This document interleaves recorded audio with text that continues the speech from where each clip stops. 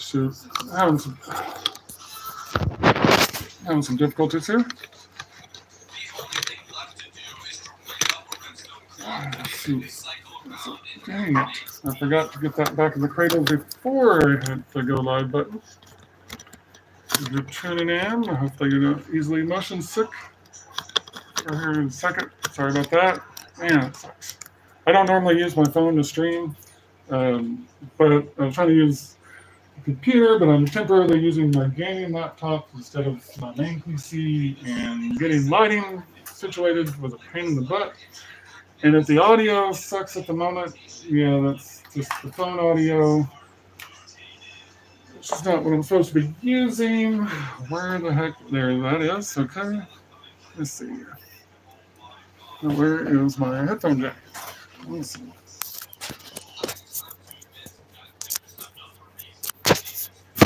Over there. And voila. Oh, and now I guess since I'm doing this way, I need power to the phone, so be sure that it doesn't die. But the audio should be better. Let's see if this is using. No, there's mute. Okay, I don't know if it'll switch mics. Should be on. It's good mic. Good grief. I'm gonna have to tune in to it myself to see, I guess, if there's good audio or not. So let me do that. And close out OBS, because I'm not using OBS. I'm streaming live from the YouTube app. And I'll go to my stream. Right here, go to channel, go to my channel. And I'm live, supposedly. Here I am. And, oh, anyway.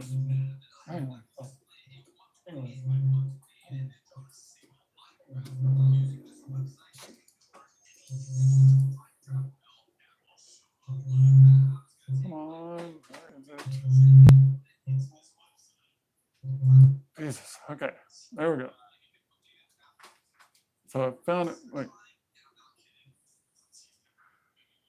okay. All right, finally, I can see how well this is sounding. Why is it cutting out? Oh, good grief. What? Oh, wait.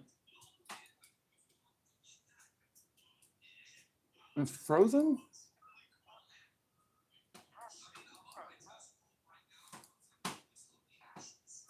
Oh, okay. I don't know if it's. Oh man, there's such a delay. Okay, I'm not used to paying attention to the latency.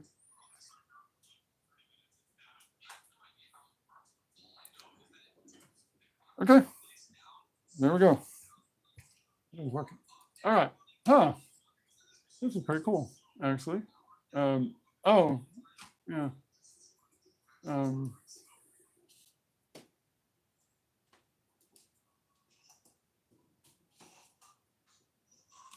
Thank you.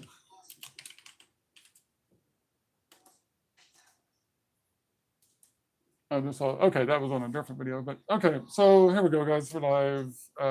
Actually, yeah, so if anyone joins this chat, I'll see it, because I have it. I think I'll see it. Surely, hopefully, yes. Let me see. Let me just mute it. The live should see it. Okay. Close that. All right.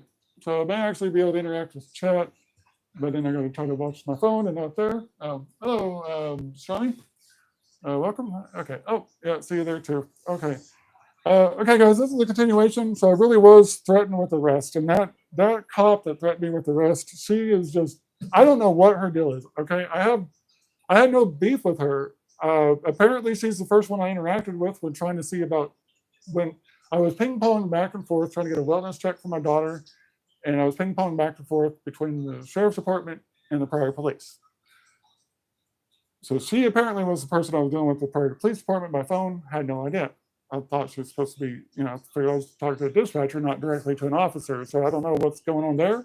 Supposedly she was just dispatched today, that she was the one that received the call.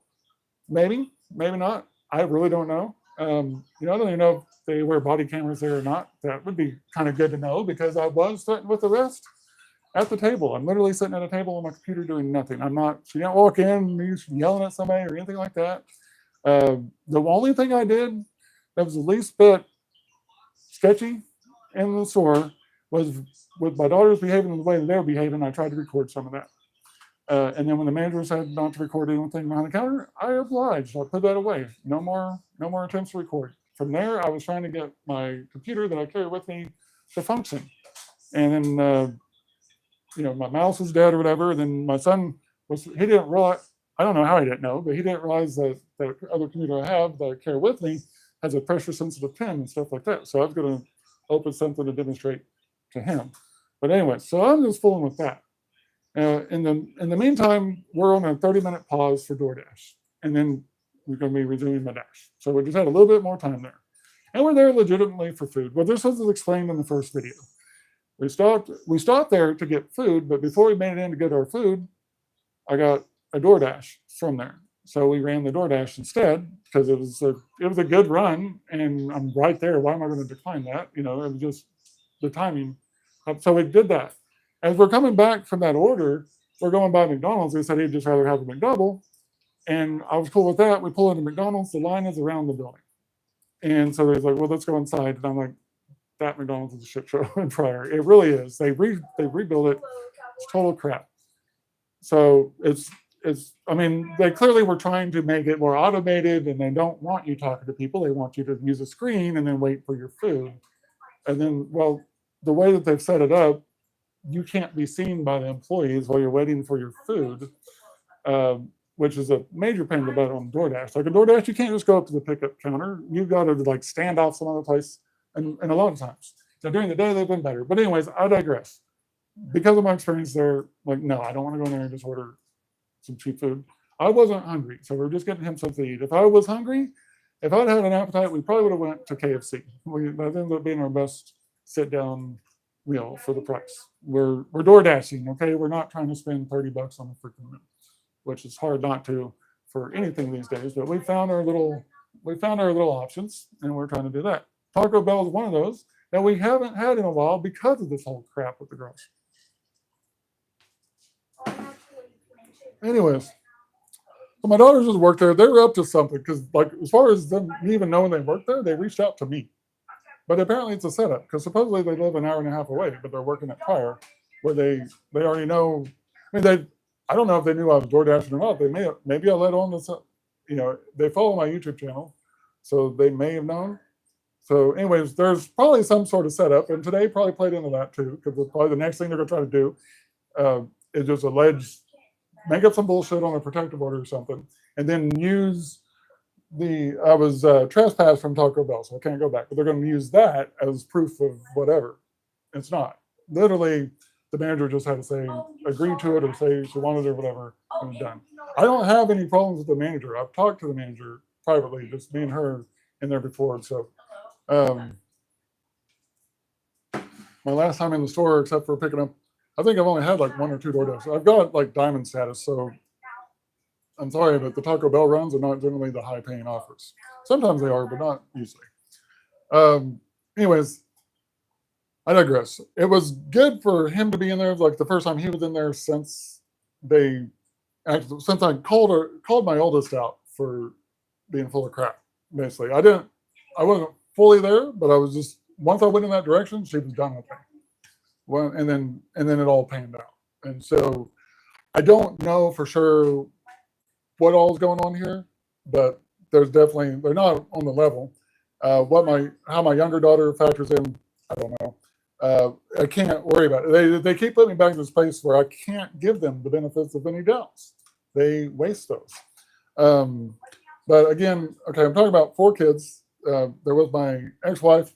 Her name is Pork Sloth. She's also known as Trisha Elliott by people who don't know better.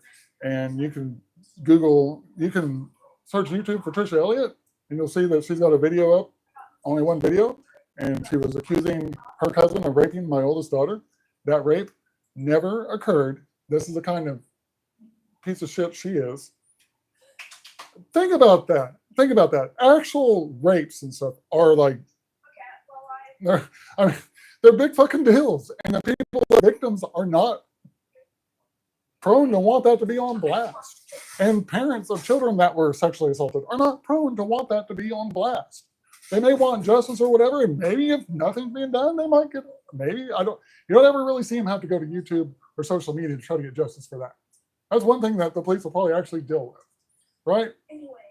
She didn't go to there. There are no cops. There's no reports. There's nothing like that. She went to social media to allege a fake rape that never happened, telling the world that her daughter is pregnant with her cousins. Okay, that's where it gets confusing. Not my daughter's cousin, her cousin's baby.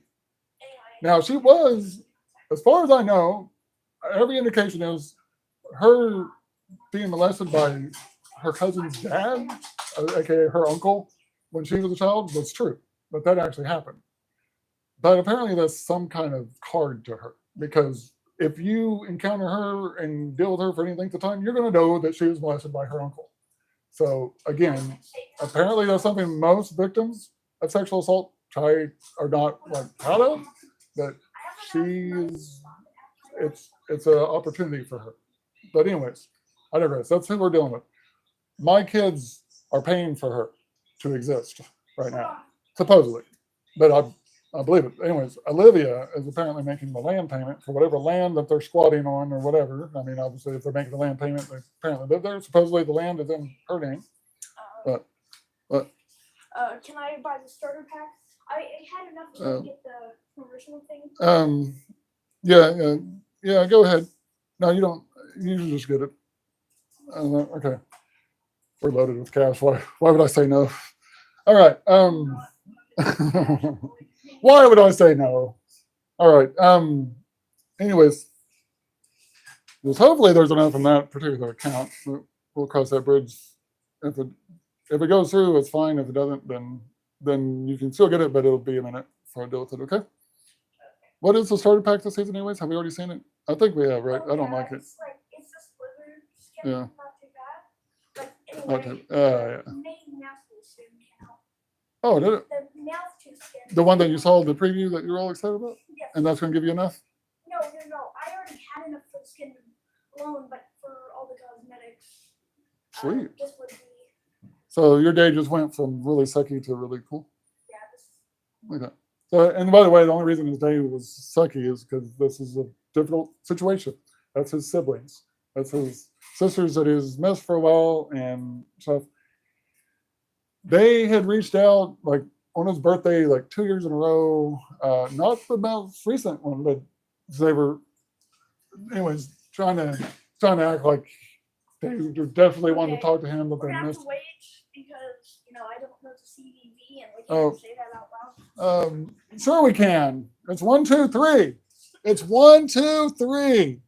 Everyone, it's 1, 2, 3. That won't do any good for anybody. So, but still, it shouldn't. But if that CVV, well, actually, since I'm helping, back, everyone. hold on. Hang on, let me try this. Hey, can you hear me? I'm gonna try something here because it'd be best if this went to the DoorDash card. And I don't know. So now it may have, it may not have. I don't. Either way, you got it. Okay. All right, we're back. This is a financial transaction. All right. Oh, you're not late. Now this isn't a Rocket League stream though. This one. Sorry, I didn't realize that was you. I was looking at my phone. I'm using my phone for this, but I have a preview pulled up on my screen because I wanted to be sure that the audio was correct. Okay, so anyways, again, this is part 2. I'm kind of rehashing some of that. Oh, Jesus. The only thing with my girls is that, apparently, I say girl, shit, I don't know. As far as I know, the oldest one is the one trying to take advantage of the younger one, but shit, man. Every time I come up with some reason why one of them could still be innocent, they fail me in that regard. So forget it.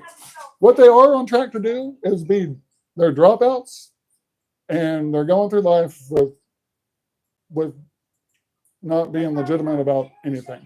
And so right now they're working at Taco Bell. So Taco Bell in Pryor, Oklahoma is benefiting from their abuse and their neglect and their games that they play. Because I guarantee you that these girls, had they not been taken from my home and put with pork slaw, would be on a much better path. Well, no, I can't guarantee that because she was still going to be in their life causing as much trouble as they can. There was, I guess, with their mom, they may have no chance, but they are.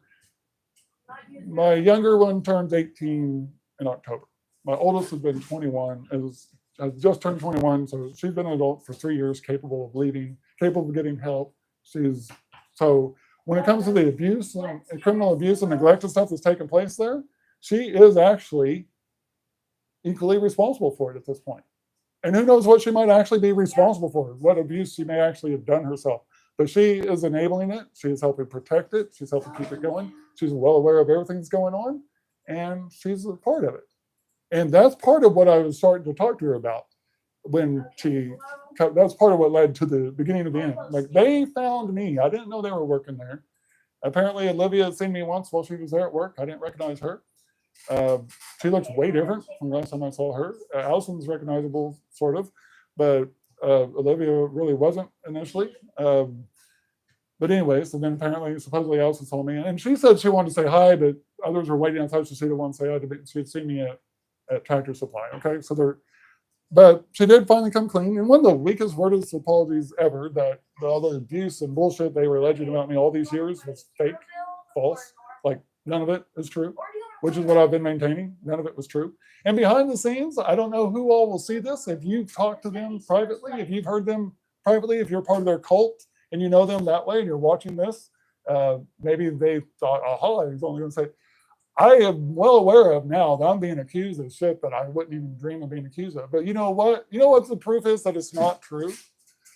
Whatever that is, exactly, they don't dare even bring it up to be. Like, Pork Sloth loves to make accusations and then act like her confronting you in a text message validates the accusation. Like, oh, this must be true because she's talking to, like, she's bringing it up directly to the person. It must be true.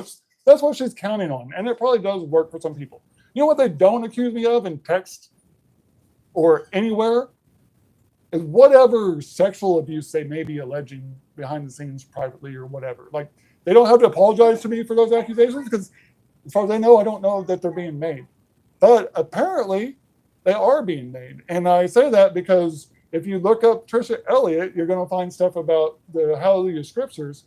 And I've dropped some messages on some of those videos that involve her and that guy that helped them bilk people out of $15,000 for GoFundMe money to squander. That didn't actually help those kids at all. It never was going to. Whoever helped her with that scam is like confronting me as if I'm I'm some kind of creep that I've sexually abused him or whatever.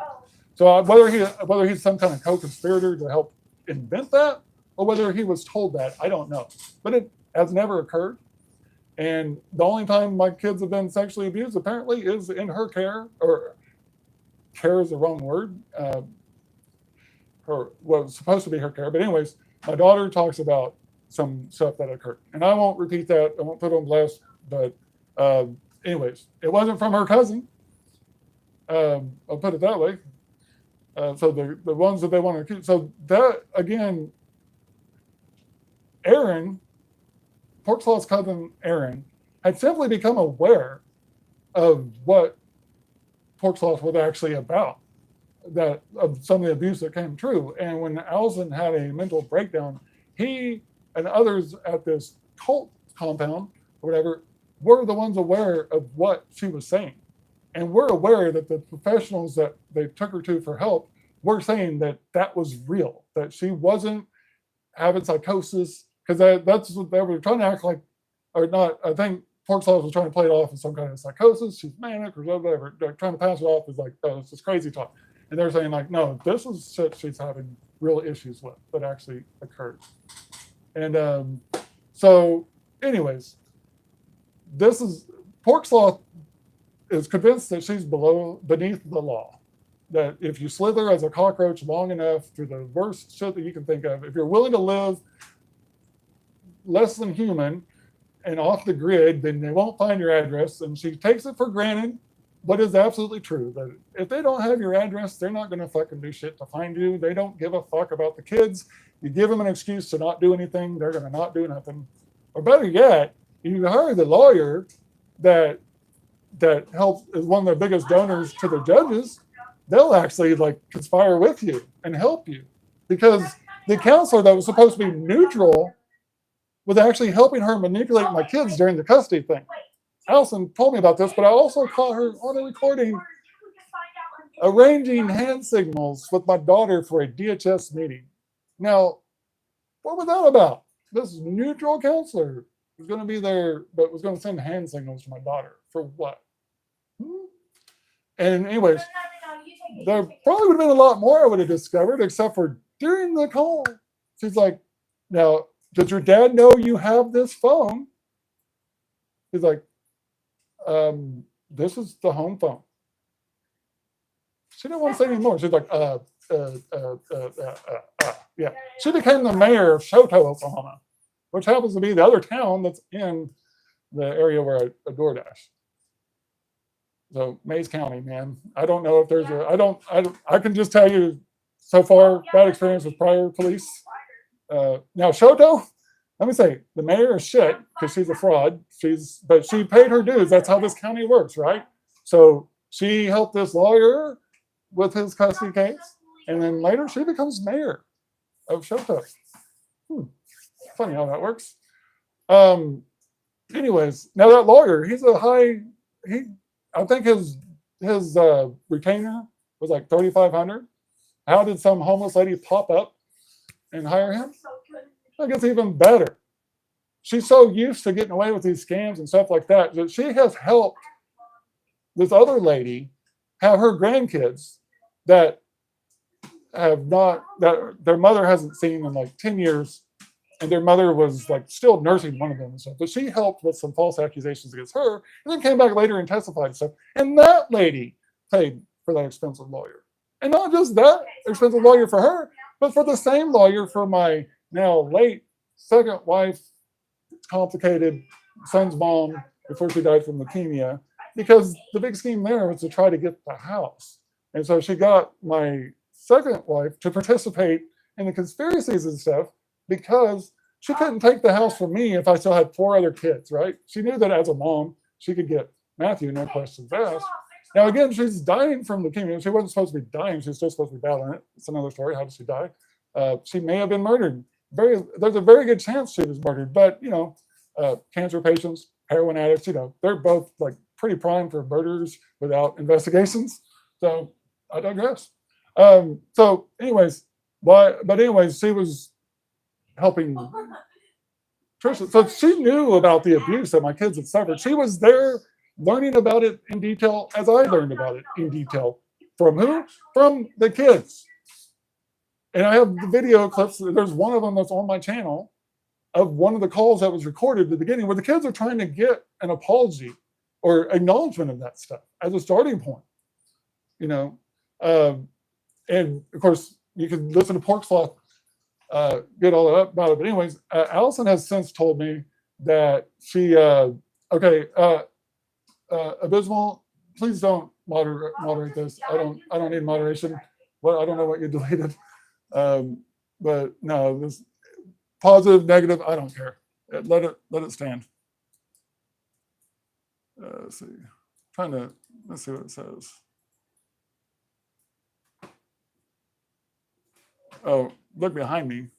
I'll take a couple. What's behind me? A room? The sun? I don't know. A VR headset hanging from the ceiling? A light? What's behind me? So yeah. Okay. Anyways, yeah, I don't need moderation here. If someone wants to be a prick, I want to know if they're being a prick. I'll deal with them. Because it could be one of them too. And so I want to take note of the names and the comments and be aware of who I need to be aware of. By one of them could be someone, I don't know who all works with her for this crap, but she's got people that are working with her for this crap. But anyways, so yeah, that's how all that played out. And then of course, that's why I'm aware that the courts just slant towards that, because ultimately there was no legitimate trial regarding the custody. There was only a final. The only time I got to say anything in court was after it was too late. Like the kids already lied to the judge at that point. What else are they going to lie about? Stuff like that. They were not safe to have in my house. But I still I still got Trisha to perjure herself in court. She lied blatantly, and it was shocking. Like, I wasn't surprised she lied at the same time, but it was still kind of shocking that there was like no restraint whatsoever, no attempt. Oh, I already marked it. I guess they normally try to have some kind of plausible deniability or something like that. There was no attempt whatsoever to do that. What am I supposed to be looking behind myself for? I don't know. Like, what do you thinking like this is a trailer house or something because there's paneling on the walls? That's actually wood paneling. It's premium. I don't like it either. There's sheetrock behind it, but who's got the time to mud all that? Not me. Not right away. But anyways, so anyways, but fast forward, Oh no. my oldest was 14 at the time of the custody case, the emergency custody change. That's as far as she later talks about for her it's a big deal when the permanent custody was awarded because that's when things got real with her mom. Most real. That's when instead of getting mixed drinks of some sort from her mom, she got full-scale alcohol. So she talks about being diagnosed with PTSD or whatever by 2 different sources or whatever. I know I heard one of them was just like a regular doctor. So apparently, if that's the case, that she might be referring to Dr. Coker here in Locust Grove, which I probably have rights to those records as a father, but I digress. I don't know if that's who they were seeing as a doctor, but she's not a mental health doctor. So her diagnosis of PTSD would mean very little, but either way, the abuse that my daughter suffered, the head games and all that she's been through are on account of her mom. And then also her stepmom helping with this conspiracy with her mom. Because that's warping with her too, apparently. I don't know. But regardless, now my oldest daughter, is very, very deliberately doing her own stuff of some sort. She's 21. For 3 years, she could have been away from that situation. But either way, I don't know. I've got text from her that back up a lot of this. Sometimes when I'm talking, I don't know whether I've got stuff in writing or whether stuff was just said in a phone conversation. I had a long phone conversation with her that I didn't record. And then, of course, we've met in person. I was a welcome guest at lunch with her on break, but she was wanting me to sneak around because whoever gives them rides could be popping up at any moment. Her brother Clinton would be the one that gives them rides a lot, but he's borrowing this car because they don't have a legal drivable car of their own. Their mom doesn't have a license. She's got a warrant, some other stupid. So just a bunch of stupid shit. It just gets dumber and dumber and dumber. But apparently, I don't know. I can't figure out what the actual game was. I don't know. I don't know where it starts, where it stops. I don't know if at some point, it's possible that their mom was trying to put them up to something, but then they were trying to do their own thing in secret, and then I caused that to fail. But I was just at my wit's end because it's not okay with me for my kids to be in that situation. And while they're being cool, like I wanted my boys out there, and the only thing protecting my boys not making that, letting that situation change is so extreme, is not having the address. And that's something that DHS will use as an excuse. Well, just today I learned from that cop that supposedly she gave the address to DHS and made a full report to DHS, and then I should be hearing from them. So it's a month later if I haven't heard anything. She sure didn't let me know that at the time. I don't know if it's because her supervisor was there and that's what she was supposed to have done, and she didn't do it. She said she had the address, but she couldn't give me the address. I wasn't asking for the address. It was the first time I heard that she actually got it, for one. And then for two, though, she said she made the report to DHS. She said she had a reference number. I said, can I have the reference number so I could contact them, give them additional information? It's like, no. So she won't give me the reference number. Why not? What am I going to do with the reference number, aside from provide additional information to the people that are supposedly investigating that stuff? Interesting, right? So is this, yeah. So for all I know, she's slanted this, or I don't know who she is. Okay, I don't know why she's taking it, but she's got a beef with me from the get-go. So when she came in today, it's just her arrogance that was played. So the problem isn't her with Pryor Police. The problem is whoever hired her. She's an arrogant bitch that doesn't need to be a cop, period. She's not fair. She's not just. She doesn't want to do her job if her job is not easy. And if she has to think for herself, she doesn't want to do it either because she believes that a 16-year-old that doesn't attend school has a diploma. But he hasn't attended school since middle school. And that settled her concerns about that, I guess. I mean, she was prompted to think that was going to put me in my place. She promptly let me know that he had said that. But that just tells me that for all this situation I'm hearing about, all the stuff that Allison revealed, everything I know about this situation, how unacceptable it is and stuff like that, what it did tell me is my kids, my son Clinton, still lied to the cop to avoid accountability or anything changing there. Okay, so that's, they're willing to lie, and what are they lying for? To avoid accountability. Their mom doesn't hold them accountable for anything other than whatever she needs. So they get her whatever she needs, and then they can go free to do whatever, including not go to school. And that's apparently what they don't want to do above all else, is go to school. I had no idea. I don't know how you go from straight A students, from being in, I can't remember but they were like in honors stuff like that. Ethan was just, I just had signed the papers for him to be recognized as gifted and all this stuff. They were just overachievers. They have Student of the Month awards. I've got pictures of the awards. I don't have the actual awards anymore because I'm a stupid lawyer at the time. I was supposed to return those and never got around to it. And I had a lot on my plate, so tracking down a folder full of awards. But it was a folder full of awards. Anyways, I have the pictures. Each of them had Student of the Month periodically and stuff. And there's multiple Students of the Month or whatever. But my son Matthew was recently got Student of the Month too. So I don't take credit for their accomplishments, but I mean, I must be doing something fairly decent for all my kids to achieve that way when they're in my care, at least. But now after this year of school, my son Matthew at 11 will have more education than my boys at 17 years old. Matthew, how do you feel? You are going to be better educated than them, and you're only 11 and they're 17. That shouldn't be possible. It shouldn't be possible, should it? It's possible in Mays County, so if you hate education, if you're a MAGA and you hate education, like a lot of MAGAs do, Oklahoma is the state to be, that red state, man, shooting for number 50. We've been stuck at 49 or 48. Shoot for number 50, man. We're going to be 50th in the nation. Yeah, fuck education. Yeah, vote red, fuck the kids. Oh, wait, but make sure they're around to be fucked. So oppose abortion. I'm not a fan of abortion. I gotta say, I still don't get vocal about that, but Republicans don't care about kids. I hate to make this political, but that's just true. They really don't. It's all talking points. Their family values, bullshit. Their religious faith, bullshit. It's all bullshit. You want proof? There's no greater antithesis of what they claim to be about than fucking Trump. And he's their fucking hero. They are fake and phony, period. Red state, Oklahoma is trying to be number 50 on education. So we got to have the kids or we can't be number 50. So we got to make sure nobody aborts a baby they don't want. They got to be here and neglected. That's better for the state. That gives them future people to be stuck in the system, future drug addicts to arrest, future people to speed and give tickets to.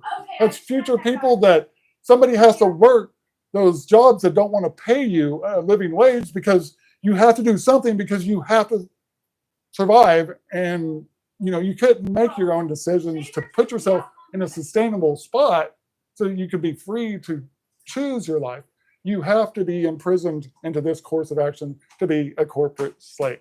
And that's why this situation I'm describing with my kids exists. Because if you follow the money, there's no money in protecting those kids. There's no money in those kids being in the custody of a legitimate parent.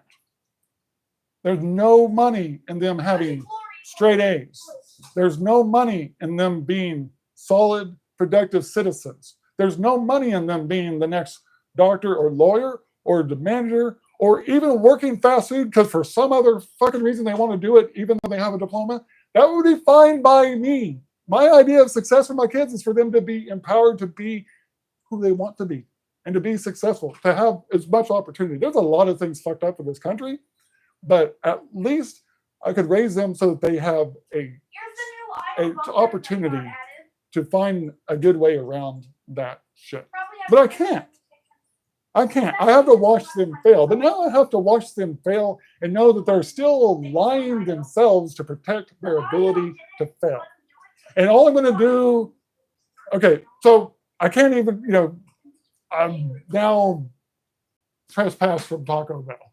I don't fucking care about Taco Bell. Honestly, I'm probably stupid to steal DoorDash at Pryor because honestly, at this point, I'm probably a target by their police. I haven't had any bad personal interactions like for anything that I was doing with them, but now that somewhere in there, I'm on someone's radar screen like shit. What if something here that this guy's saying actually gets traction? Then we're fucked. They don't expect that to happen, but it's even better if they could shut me up and make me irrelevant, right?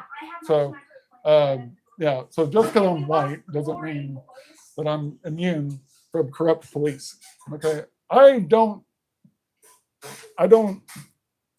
not in the fuck the police crowd. I'm not in the back the blue crowd. I'm in the person. Are you a professional? Are you doing your job right? Are you really protecting and serving? I'm also the understanding guy. Like, I understand there's limitations to what they can do, but like this cop, this supposed supervisor today was telling me that I should go to court. And I said, okay, and file what? And he's like, for custody. Oh yeah, because that's free and clear. I'm like, no. I said at this point, but I'm like, it was like, but it's also at one point saying it's a civil matter. I'm like, so child abuse and neglect is not a criminal thing. It's all just civil. They're like, no. That's what I'm wanting action on, is the criminal activity. It's not a custody thing for me. Custody wasn't a contest for me. I love my kids. I want them to have a future. I'm a good dad. I literally just want to do the best I can for them, period, for their good. And I don't get to do that because someone else wants to use them as pawns and get checks and different shit and have them support her and whatever, just so she can be a pork slot. Because if she didn't have those kids all this time, she'd be having to scam people. How's she going to scam them? Like, she uses the kids as bait for the GoFundMe. People didn't care about the fat lady that didn't want to work. They were worried about those kids. And guess what? The money went to the fat lady that doesn't want to work, and those kids still don't have a home. They can't go home and take a shower because they don't have running water. They can't go home and shit in a toilet and flush it because they don't have running water or toilets that flush. They don't have them. In Mays County, Oklahoma, man, where they love kids so much they don't want you to be able to end an unwanted pregnancy. But God damn it, if you have that kid, they don't want to give you a fucking thing.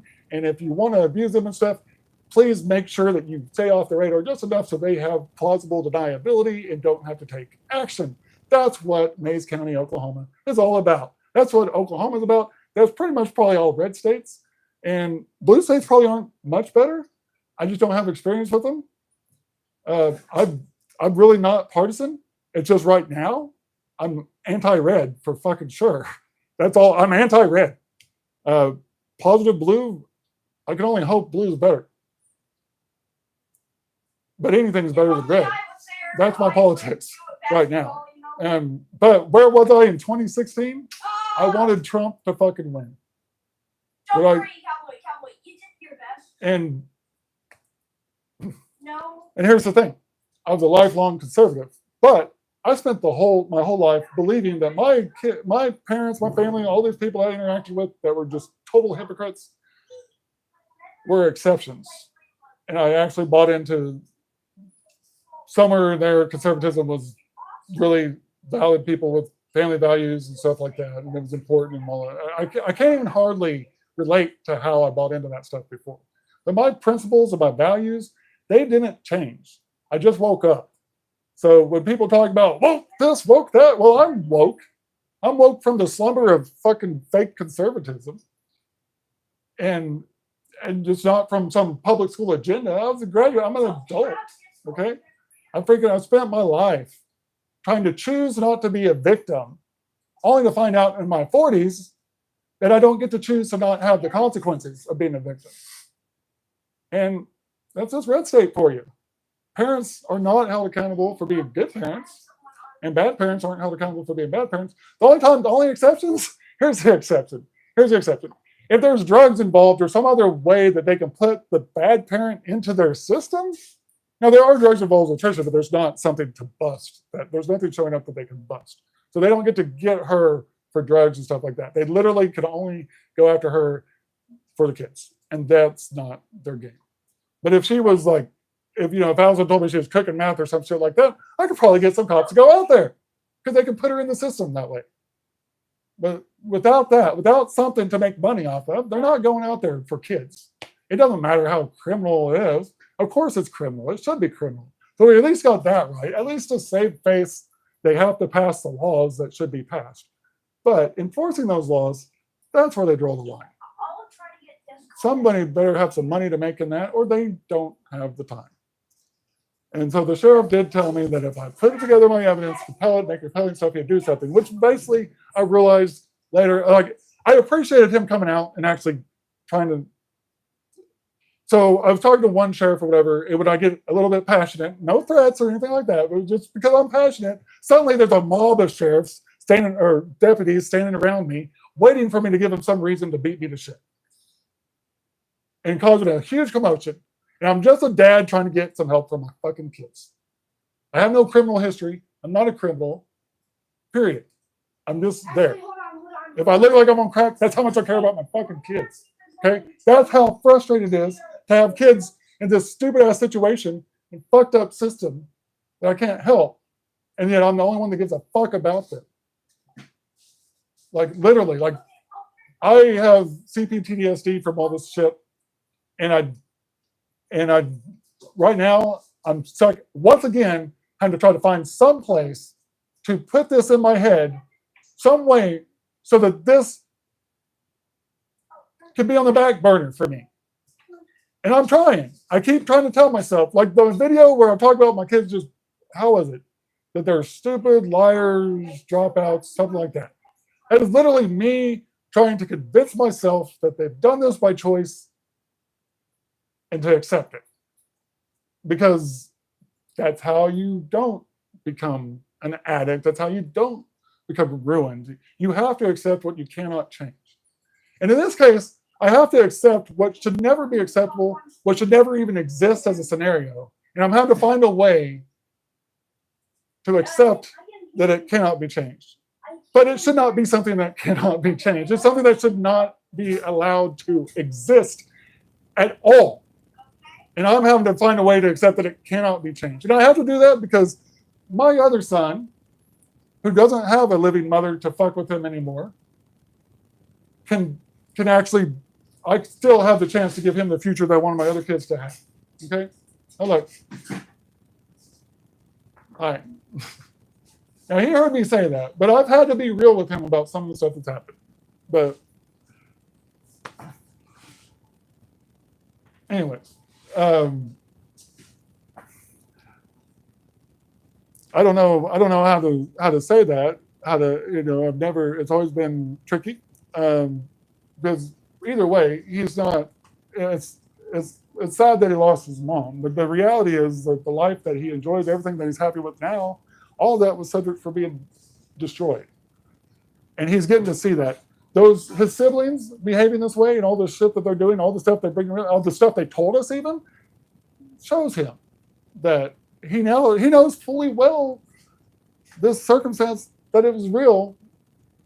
And I think he fully respects that I've done the best I can to try to keep him in a healthy spot in spite of it. And so it's crazy. Like his mom dying should just be nothing short of a tragedy. It should be bad. Like, you should be able to heal from it and move forward. It should always be a sore spot, and it still is. Like it's not so like, guys. I got a call just a few days after learning that she'd been diagnosed with leukemia. She's in there getting emergency care and stuff, and I got a call from my stepmom, being overly dramatic, it turned out, but was telling me that his mom was bleeding out. We live an hour away from that hospital. I don't remember what time of day it was or whatever, but I'm just praying my eye, crying my eyes out, praying my eyes out. I'm just driving in as fast as I can and just And one of the main thoughts, is I didn't want my son to lose his mom. And I went in there to the hospital, and for at least 12 hours that day, I held a tube to suction blood out of her lungs because her platelet count was so low that her lungs were bleeding out. They ended up having an intubator, and so she was in ICU for a solid week. And during that week, once her adult kids were in charge of her care, suddenly they started engendering with me. And there was just always all kinds of, a lot of stuff being plotted against me was there. But I single-handedly kept this household together here at home. Started off with 6 kids, but her then 17-year-old daughter quickly acted a fool and found a way to get out so that she wouldn't have to help with the new scenario. And so it was just me and my 5 kids keeping this house afloat and helping them, just doing what we had to do, as well as being the only one helping her. Like, she later on, when she got out of the hospital, it was even worse because she had to go for outpatient stuff. It was like 2 hours at a pop or whatever, but again, we're an hour away from the hospital. And so it was costing me entire days of work because I also lived an hour away from work. So it wasn't an option to go in to work. It wasn't reasonable to go to work, but I could. They'd go all the way back, pick her up, go into there. So there just wasn't time. Like, they were like doing all I could. I'd spend more in gas than I could have made in the time. I think, I can't remember exactly, but I could have possibly worked an hour before she needed to go and maybe an hour after. If I was just running as fast as I could, it wasn't sensible. She did finally get some people that would help her, a little bit of gas money or whatever. And so that definitely helped because I ran out of FMLA and I ended up running out of the ability to take leaves. Out of all my, I was barely hanging on by the time all the dust settled. And I managed to hang on there in time so I could resign in time to try to go to school because that job wasn't really replaceable in the immediate area.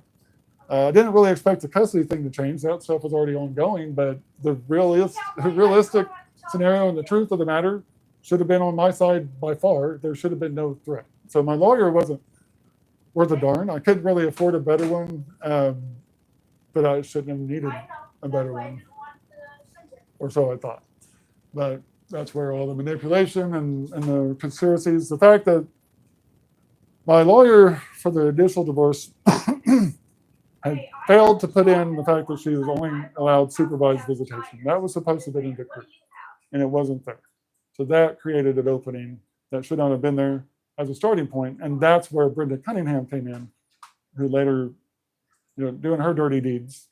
But all the while, I've never been opposed to my kids having both their parents in their lives, even with their mom being crap. But I wanted them to be safe, and it just was never going to happen. It's been proven it was never going to happen. Like, had she not won this custody case, got them to lie enough to get the custody case in her favor, she would have still been trying to get them to create false accusations, stuff like that. I went through 3 DHS investigations. 3.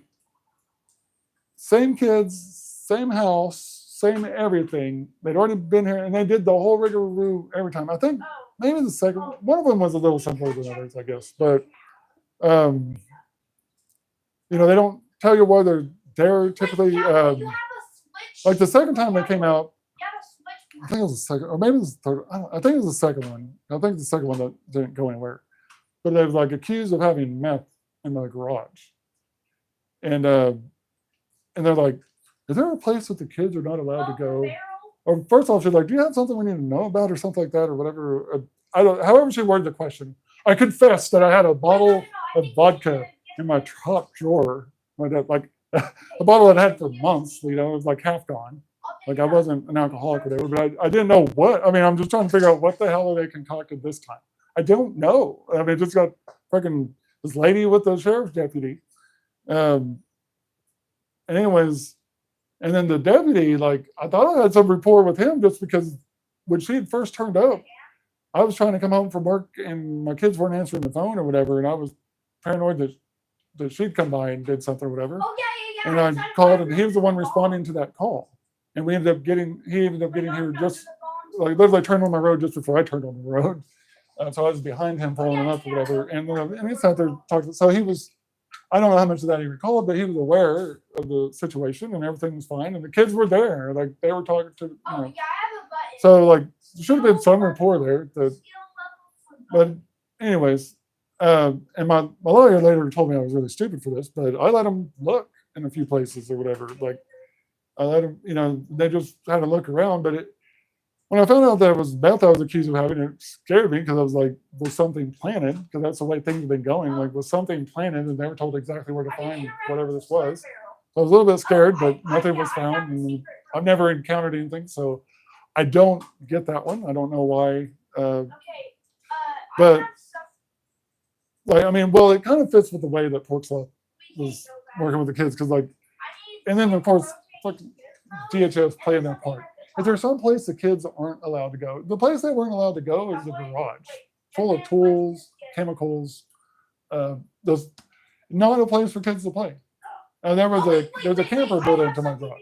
It's kind of crazy, whatever. And the kids, I let them play there once or twice, but I'd already told them then, like, this can't be a regular thing or whatever. You guys don't need to be playing in here. But like even the garage, they weren't allowed to go in there, but it wasn't locked or anything. But anyways, that was supposedly that was the probable cause, I guess. Yeah, there was a place my kids weren't allowed to go. Are there places? Are your kids not allowed in your bedroom while you're sleeping? Are they not supposed to? Are they supposed to knock first? What are you up to in there? What are you doing that kids can't be around? Let's find out. You must be up to something. Is it a meth lab? There's nothing else. Married couple. What else would you be doing in there, huh? I mean, what the fuck? So they come to me and hassle me over that. But all this shit I talk about on my channel, all this stuff I show, all the stuff that she says herself, nothing. Not a single thing ever happens to Porkslaw. Why is that? So I guess they thought there'd be money. Ooh, meth? Somebody in the system. We don't have him in the system yet. Let's go out there and get him in the system. Oh, fuck. There's nothing here. I believe that was the one that not much came of that. Like, I think it was settled with that. But then the next one came out. The whole rigmarole. Freaking. They come into my house and make sure my water turns on. They make sure there was food in the fridge. And, I guess, the electricity was fucking evident. Never once wanted to see the kids' bedrooms, which is convenient because I'm trying to be accused of being a slave master and all this stuff for wanting them to do basic chores. But their rooms were trashed, which revealed how they were. Like, they weren't supposed to be trashed. And that was the true story. Like, I want them to clean their rooms. I tell them to clean their rooms. They don't do it. And, well, as a single dad of 5 kids that works an hour away from home and stuff, I'm kind of like stuck. What do you do? And then to find out later, the reason they weren't cooperating with chores and stuff is because they were put up to it. They wouldn't have to do chores. That wasn't very well received in the DHS meeting. And that might be part of what forced the draw, that meeting was a total waste of time, that they couldn't complete their agenda. But again, Brenda Cunningham, the current or former mayor of Soto, whatever the case would be at the time, was pretending to be a counselor. And so she's apparently a scam artist with a degree in counseling, I guess. But anyways, like when they did the DHS meeting, she's in there hamming it up with those people before the meeting starts. Like, she's one of the first people there. So,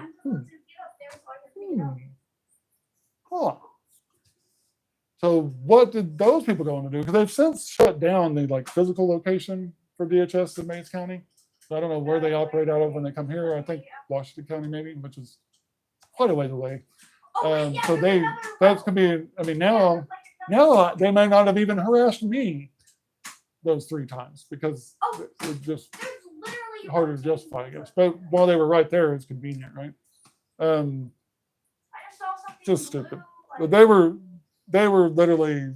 So I don't know what all motivated their cahoots with her for that, but there was an agenda to help her, and it wasn't because anything indicated that the kids needed rescued from this situation whatsoever. So now, on the other hand, if anyone was aware that the kids were going to be lying about me or whatever, then I mean there is a certain factor in there where they made it they crossed a point where they needed to go for my benefit, but I didn't know that. I didn't know that till after the fact. I hear this one. So I'm blindsided in a court case. So last time I saw him, well, I didn't even get a good look at him. I saw him briefly in Pryor, but the last time I spent with my kids was on the bench at the courthouse in Mays County. So anyways, that place, I hate that place. It just came out, I've had to do some DoorDash deliveries there, and it's fucking hard to keep a straight face and just get in and get out because it's such a phony, crooked, nasty place. Okay, yeah. We'll name that. So, and then, as far as the sheriff's department goes, they just fail me. They just find a reason to do nothing every time. They haven't actually done any direct harm to me, but they failed me. But I mean, literally, like there's other stuff where they could, for example, when his adult sisters and his mom came and stole him from his house, basically. There's more of the story, but when they came and got Matthew for their final month of her life, while they were trying to set some stuff up or whatever, they drove out here in a car without tags. They had a fake paper tag. Not a single person in that car had a valid license. Not when they picked him up.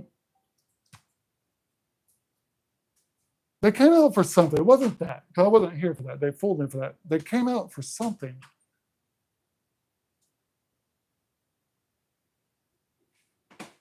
Okay, somehow they came out for something, and the sheriff was out at the same time and would do nothing about it. Like, even telling them that, they didn't do that. So the laws that they could enforce, suddenly they couldn't. Because why? Because that would interfere with doing nothing about something that would help a dad in a custody case. That would have kept Matthew in my care, and they couldn't allow that to happen. Meanwhile, the two drug addicts and their mom, who was herself a lifelong drug addict, says I didn't know until after the fact. But anyways, she was currently in cancer patient. She wasn't going to be the one in care of him. And Matthew remembers getting nothing but junk food over there. I've got pictures. His mom smoking cigarettes and lying in bed with him. Like, never. My house has never been smoked in. When we first moved down here, I think I still smoked myself. For a while, I vaped, whatever. It's been vaped in, but it's never been smoked in. Anyways, and then it was important to me, like I wouldn't smoke in the vehicles, the kids in the car, or anything like that. And then she's got cancer, so she goes over there, and all of them are in there smoking at the house. And she's like laying next to him and in bed, smoking a cigarette and shit. That's like the difference in mentalities. He was a pawn to them, but he was my son and all my kids. And anyways, it's ingrained in me. I don't know. I just don't know. I don't know how this is this crazy. Other than the fact that people that claim that they care about kids are fucking liars and hypocrites. And hopefully good parents comes in twos, and so the good parents aren't the ones being screwed over by the courts. I don't know. I just know that I'm the good parent and I'm fucking fucked over big time. But at the end of the day, it all is what it is. So for like the past 5 years, I wasn't fucked over. I was spared because there's obviously not going to be any real help for her. Pork Sloth was never going to stop doing the shit she was going to do. And based on everything that's happened and I've seen and know about and all that, she was never going to be held accountable for any of it. So my kids were just fucked because their mom was fucked. But now my daughter, oldest, 21, next oldest is about to turn 18. And my boys are 16 or whatever, like they were going to come clean and actually tell the truth and stuff like that. The hope was I could help them get on their feet, move forward, and be able to get my boys back into school. I would like them to go back to school or whatever, but I don't know that you can. At 21, I don't think there's any pathway where she could get a legitimate high school diploma. So a GED would be best. Although Pork Sloth's whole family consists of homeschoolers that made up their own diplomas. So, like, there is that. You may not actually need a real diploma. Now, granted, I don't know. None of them have actually achieved any employment that where a real diploma would be a big deal. So it's not like it's been scrutinized. Oh, I found a But it's legitimately possible that you don't actually need a diploma. You can just print your own and be just fine. We'll see. But I would still have preferred for them to have a real diploma, as well as the education that goes with it, especially knowing how smart they are and gifted they were. They will never know their potential because they never touched advanced mathematics. That's where they would have shined. But they never touched it. They've never seen it. They've never seen algebra. I think Allison's seen some algebra. The boys, maybe they started to get into some pre-algebra concepts in 5th grade. I'll find out with Matthew, but they would not, they didn't tap into anything too substantial. They just simply are apparently, supposedly, I mean, I don't know. It's hard to say. It's hard to say. Why would you lie to shoot yourself? How is becoming an adult and facing, some? I mean, I don't know how much of a reality check she's had. I guess because she's still living with her, like. So she hates it, but she apparently hates something more. I don't know. Supposedly has a friend that's wanting to rent her a house that the friend was willing to hang on to the house. And so the friend's house, I mean, she talks like this person is someone of her own age. But who in their 20-ish, 20-something, young 20-something has a house available to rent out to another 20-something friend? Not very many people. And then if you're willing to forego renting that house to someone else in the meantime, but you're going to save it for your friend because they're in a bad spot, why wouldn't you just go ahead and let them move in and not charge them anything until they could pay or something? So a lot of stuff doesn't add up there. Or if you know about your friend being in that bad of a spot and stuff, why doesn't nobody step forward and try to get them help? Why doesn't nobody be like, that's fucked up, I'm going to go ahead and clue somebody in on it? I don't know. I don't know what all games were exactly being played this last time. I just know that they finally accepted the reality that as long as they stuck with the lies about me that they're sticking with, that there was no dice, nothing else was moving forward, nothing. So they came up with the most weakly worded apology that they could. Oh, I was going to share it. I'm not normally streaming from my phone, but it's on my phone. I was going to look for the way that was worded. Anyways. I've got other stuff on my plate. I can't be overly consumed with this at all times, but still, it deserves to be mentioned. The title of this, it's outrageous. I was threatened with arrest in front of my son for sitting in the store, for being there. Why? Because I knew my daughters worked there and I was willing to go to Taco Bell anyways. So, where a month before, I was their invited guest, but I was supposed to sneak around so that their brother wouldn't catch them talking to me. Or that this lady, whoever this mysterious lady is with special needs kids that lives with them, building a tiny house on the land, whose car they're driving with Missouri tags, that she wouldn't find out because she sometimes hangs out. Why are they working at Taco Bell an hour and a half or more from where they live? Why? Why are they working someplace where this lady that they depend on for rides sometimes hangs out there because it's not worth driving back and then having to come back and pick them up?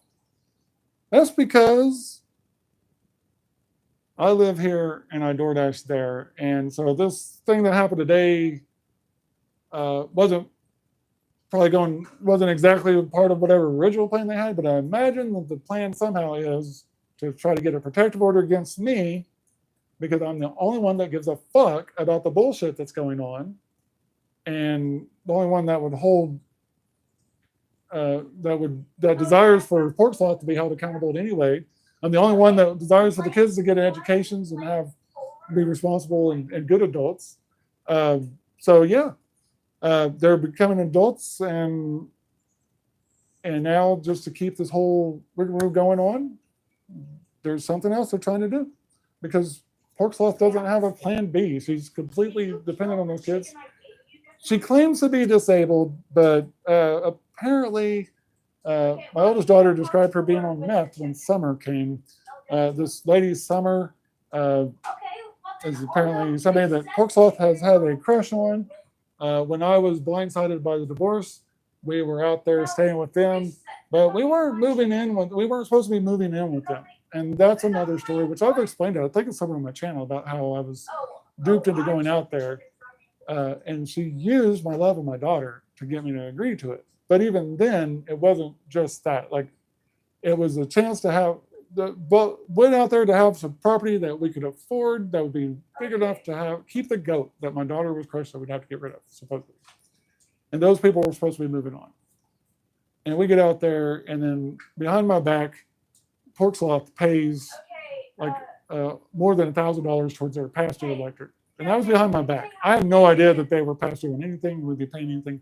I, on the other hand, went around and the house used to be gas, but it would get free gas from like a nearby natural gas well, and that gas flow just stopped or whatever. So they had converted it. It was being converted to electric, but not everything was done. So I went and tracked down a range, and this is in Caddo, and I went to Oklahoma City, picked up a gas stove, gas range, and stuff like that. I bought all the electrical, which had to be including an extra box and everything else. Like, there was not a fuse panel big enough to do this. I had to install some bigger fuses in that panel, and then have that feed a breaker box, a separate breaker box that then could be divided to run. And I don't know what all it ran. I know just the range of the stove, and I was doing most of the work, the technical work, but Zach was Summer's husband at the time or whatever. He insisted on being the one that crawled in the crawl space to feed the wire back up to me. So okay, I'm fine with that. But anyways, I did them no wrong. I'm literally helping them but in my mind I'm like, they've gone without the stove for how long? But still, anyways, and then next thing I know, I'm blindsided by a divorce. Which was started with a bullshit protective order and all that stuff. I had no idea when I said goodbye to my kids that day that I wouldn't be seeing them again for nearly 8 months. But 8 months of not knowing when I would see them next, or if, or when, or how that was going. And yeah.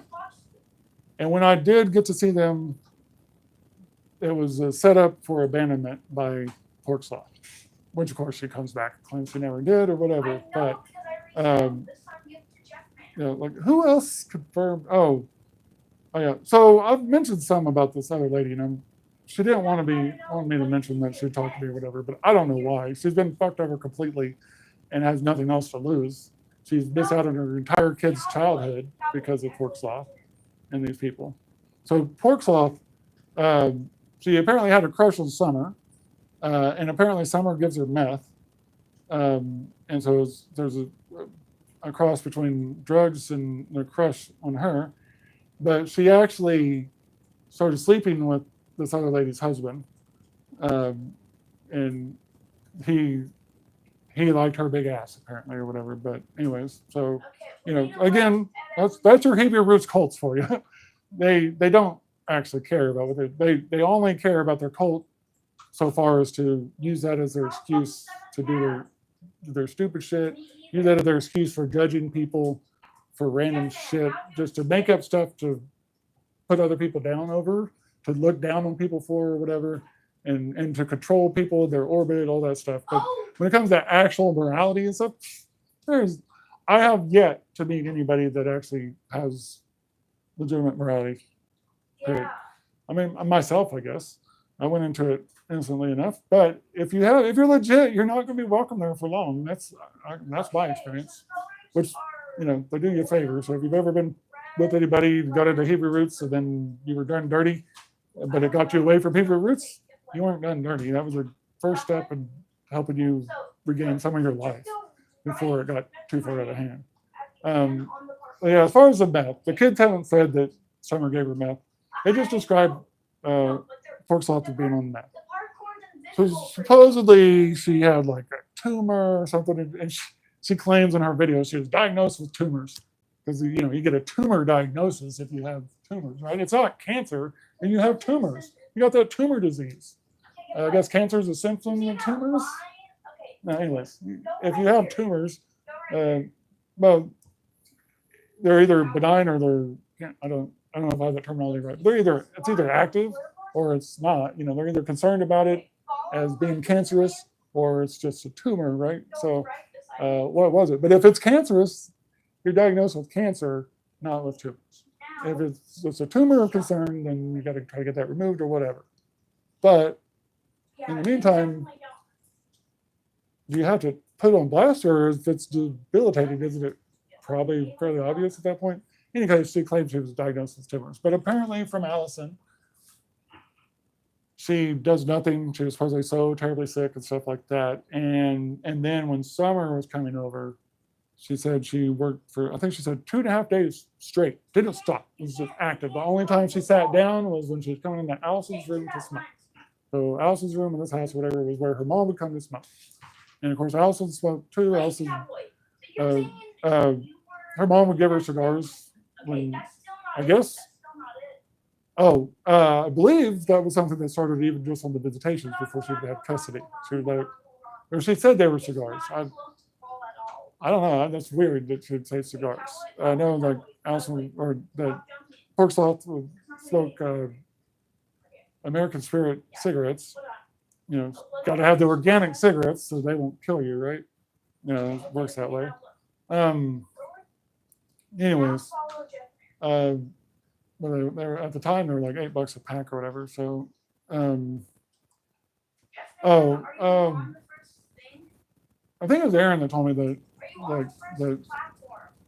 she was still smoking those or whatever. They're still expensive. It was saying that the Pork Sauce was smoking like $100 worth of cigarettes each week.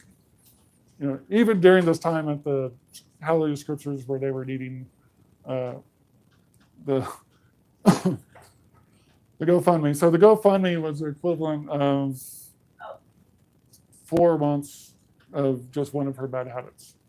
All that money raised. All those people who gave, I don't know, $14,000. I know someone showed up as giving $4,000. Now, I do question, because those people, they do like to do these GoFundMes of different varieties. And I kind of wonder if they don't have if there's not like some fake accounts like where they they give to their own cause to spur additional donations, perhaps. Because I'm just so shocked that one donor to that GoFundMe apparently gave over $4,000. And that's a shocking, if you go look at those videos of the scenario and stuff like that, like $4,000 to that scenario. I mean, they could be just loaded or whatever, but I digress. I'm just saying like that may have been meant to trigger a windfall of donors to help the scam work better. But the scam worked pretty good. 14K is not too shabby, even with inflation. Not too shabby at all. It's unfortunate though, it just went to somebody that had no intention of doing anything remotely legitimate with it, and certainly did not do anything remotely legitimate with it. All right, so back to Pryor, Oklahoma. Again, as far as the headline, I'd done nothing wrong. So the worst thing I did is when my daughters were, Allison particularly, just kept like checking back and looking and stuff, like just kept looking, was being really weird about it. So I just tried to capture some of that on camera. When the manager said, not to record anyone working, I was like, that's fine. It's understandable. And I didn't record anything else. But I didn't say anything to anybody about anything. I was there with my son. And then, anyways, the cop came in, and it wasn't the manager that called her. I don't know who called her, but it wasn't the manager. And anyways, she came straight to me threatening. So I don't know if they had body cam or whatever, but just threatening me with arrest. Like, what are you doing here, or some shit like that, or whatever. Just came in clearly with an attitude with me. Like, I'm literally sitting there with my son at a table on the computer. At a table on a computer, at a table that has the only outlets. So we already know it's the only tables with outlets because we already scoped out places when we were door dashing before, we used to purposely put in like an hour-long break, and then we realized it wasn't worth doing. But I'm going to sit down at a table with an outlet when I'm bringing in technology. So I digress. I have a even that.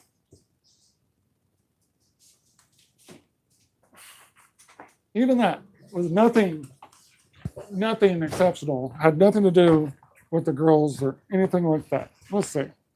I carry, because during the daytime it could be slow, I carry a DJ mixer. It's very clear. I only have purple, black. I carry a laptop that is a tablet convertible with a pressure sensitive pen. Yes, ma'am. Why do I carry that laptop? Well, I could run Serato, so I could do DJ practice if I felt like it. If I want to try to make some music, I can do that too. If I'm working on 3D avatars, I can do that. If I'm sculpting, I can still use a pen because, you know, it's not too convenient to travel with a completely separate art pad. Wait. Nor is it convenient to travel with a, well, I can't, okay, let's tell you that, a gaming laptop. Plus it's risky. This thing, if I lost it, I'd be disappointed for sure, but it wouldn't be crushing. I have a power supply for it. So, because I'm already prepared, but if I'm using it for anything demanding, it's got to be plugged in or it'll instantly go dead. I can't get anything done unless it's plugged in. Plus, it doesn't run at full power. I have an extra USB-C cord.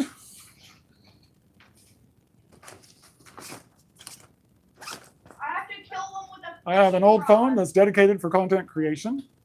This is the one I was using in there. I have a bag with a battery pack, which is kind of needed because, you know, that's an older phone. They like to make the batteries die, so I plug it in to charge. I carry my case with the microphones that I'm currently using. And then apparently, oh, geez, that was optimistic. For some reason, I have a Xbox controller in there. I don't know that was in there, but a couple more cords. So I got the cord for the mixer, and then a USB to USB-C for charging my phone. Or that I use that for the phone between the battery pack and the phone. I got my Crusher headphones. I got the haptic bass. I recommend haptic bass to everybody. So without destroying my ears, I can actually feel like I'm really listening to some bumping bass because it literally bumps. All right.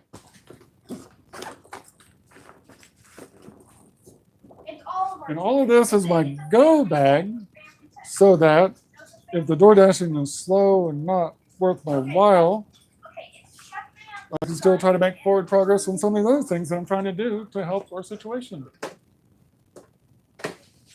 And initially, it was all about being a single dad, trying to be available for my son, period. Like, you know, initially, it was a single dad, no daycare, stuff like that. I had no real options. Then we got fiber, so then I had a work from home job, which was great.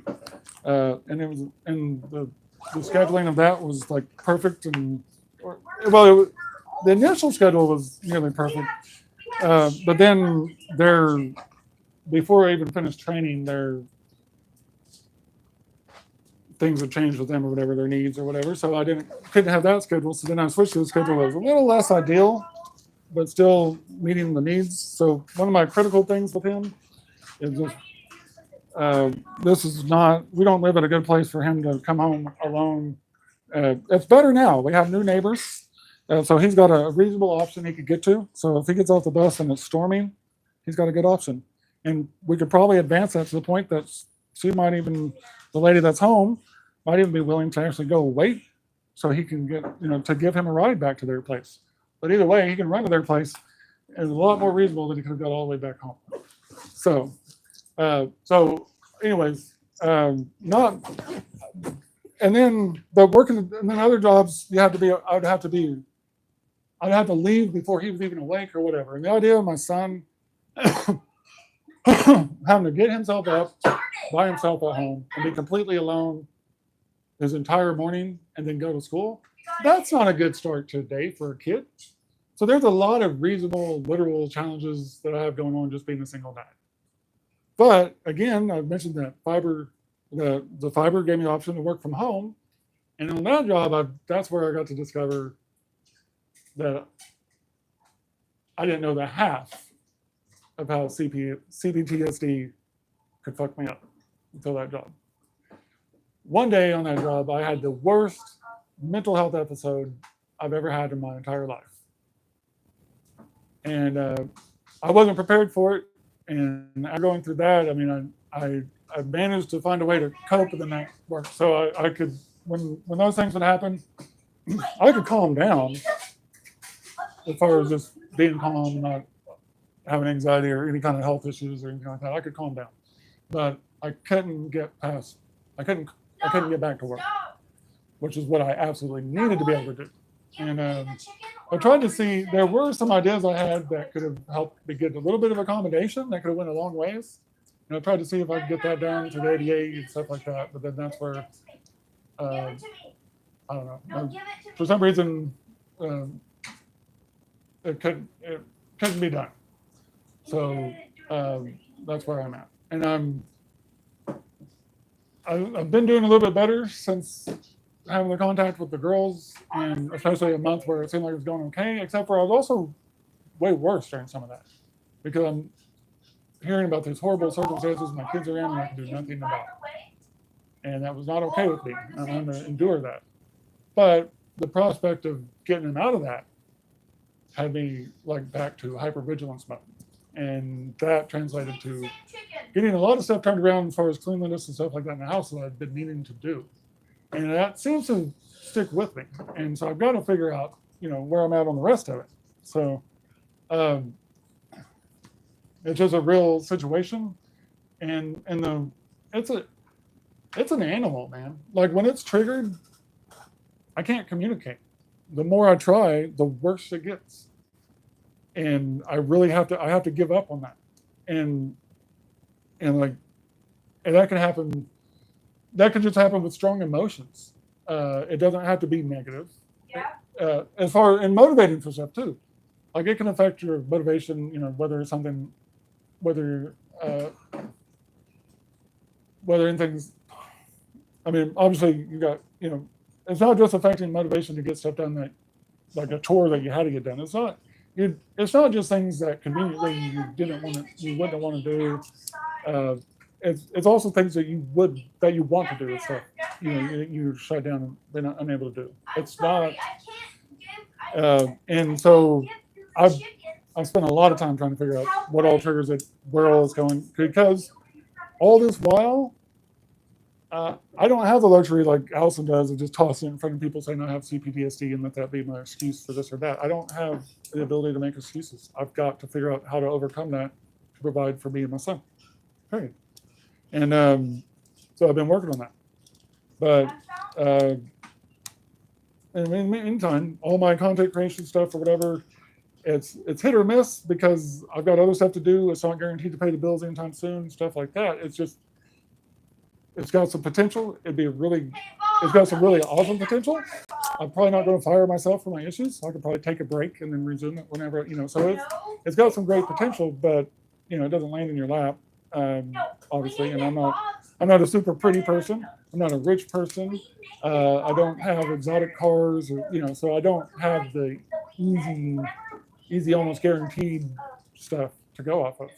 I got to see if there's anybody that actually wants to see stuff from a real person that might say real, And I'm constantly trying to figure out what's my point of creating content stuff. What am I bringing to the table? Like it's not just like, oh, some people make money on this, I'm going to try it. Like I'm not going to try it unless I have a reason to think that there's a reason for me to do it or whatever, a purpose, because if it's just a matter of because I can see what other people do, but I just can't copy.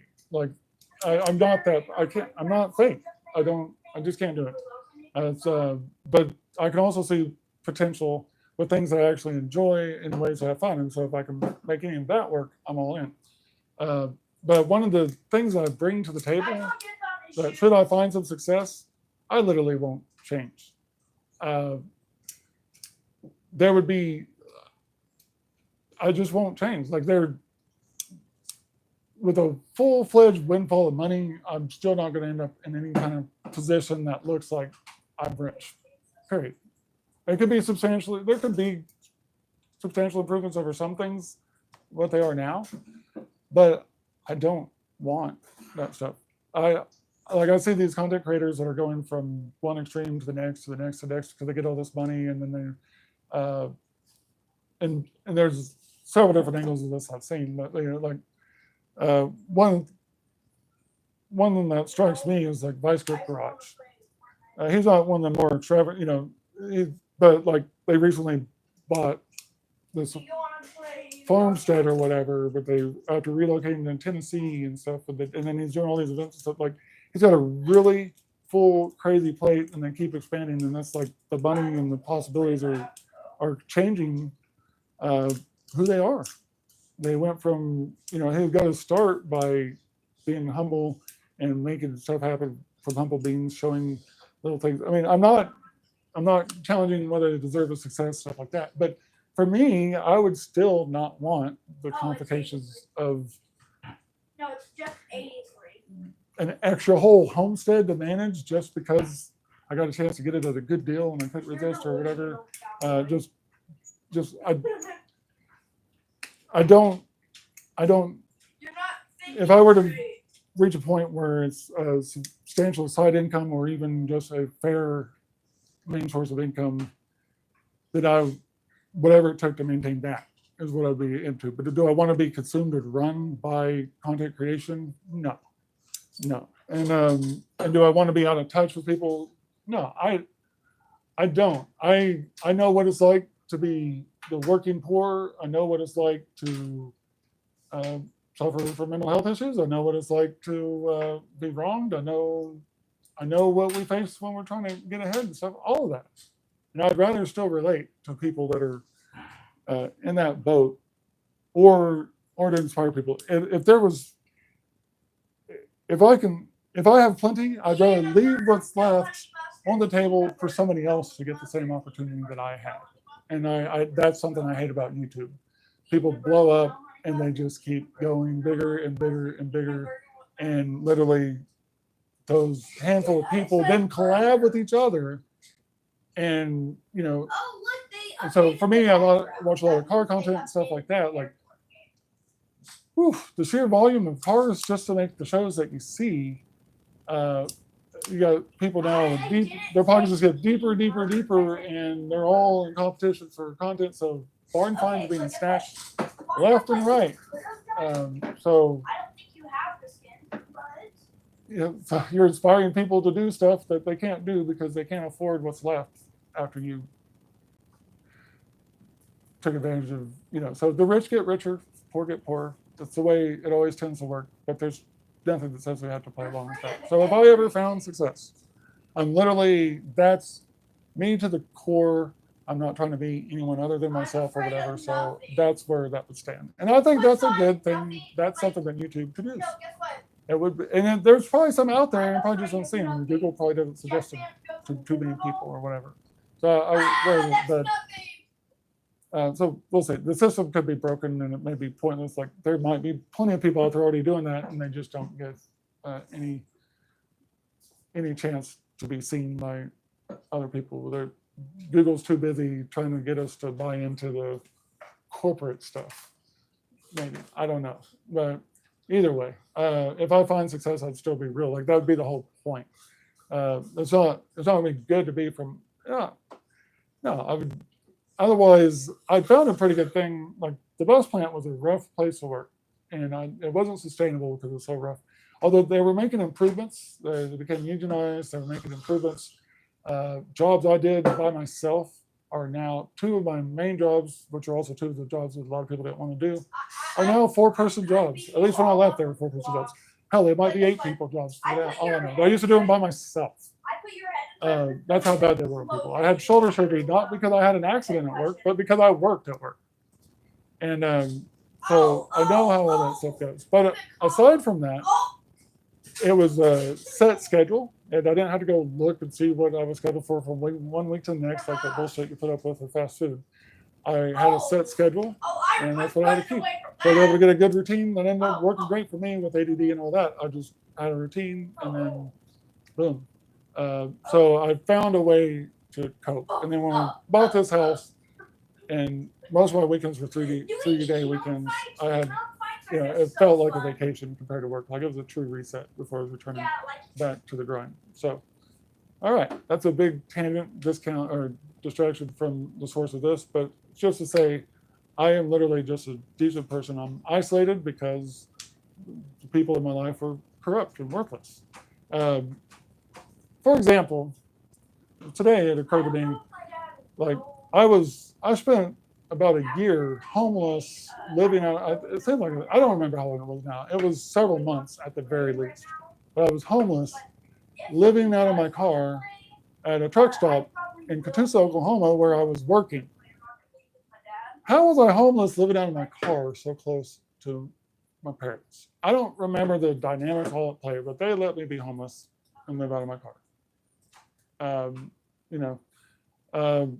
Going to them for help wasn't ever an option.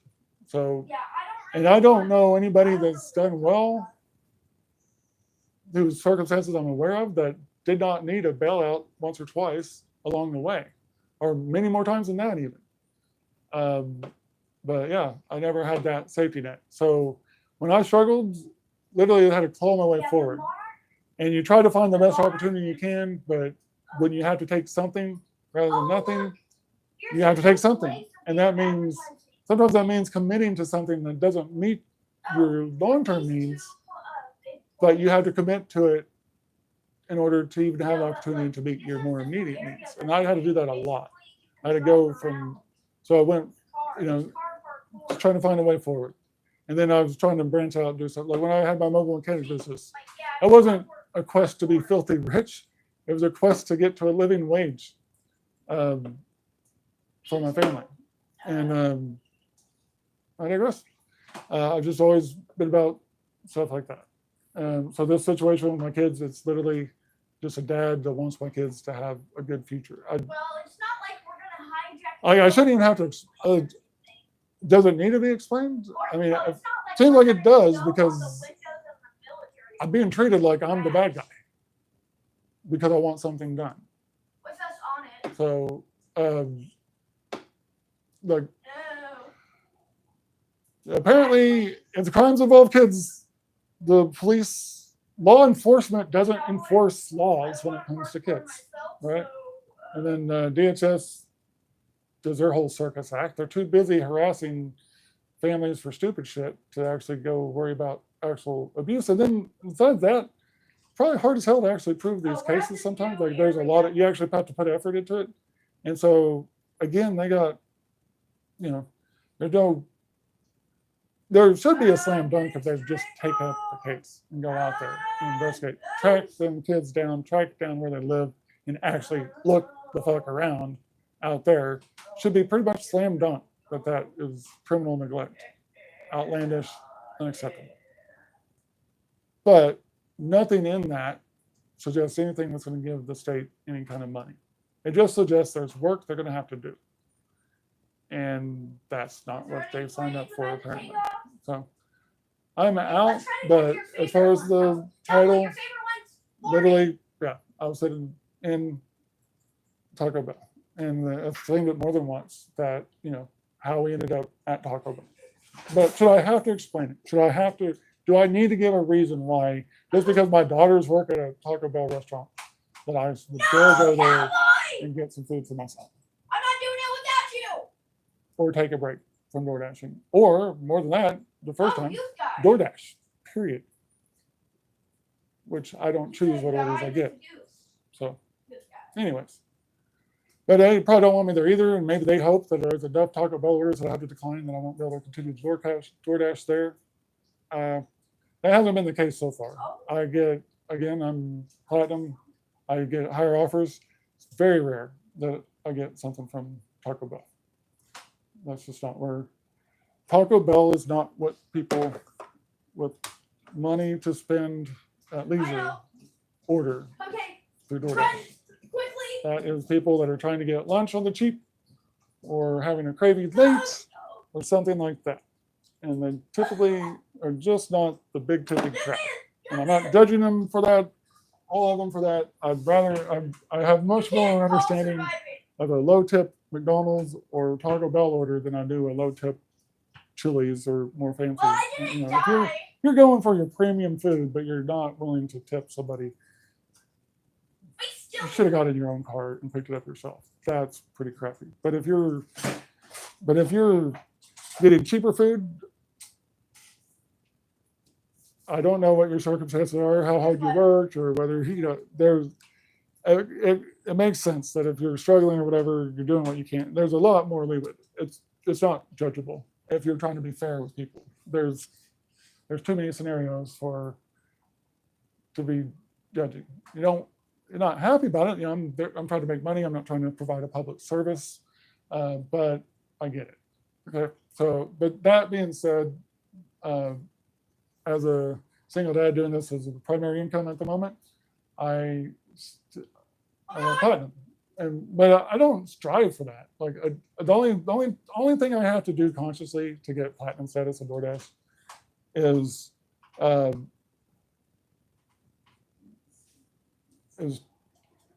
to take orders that I would like to decline.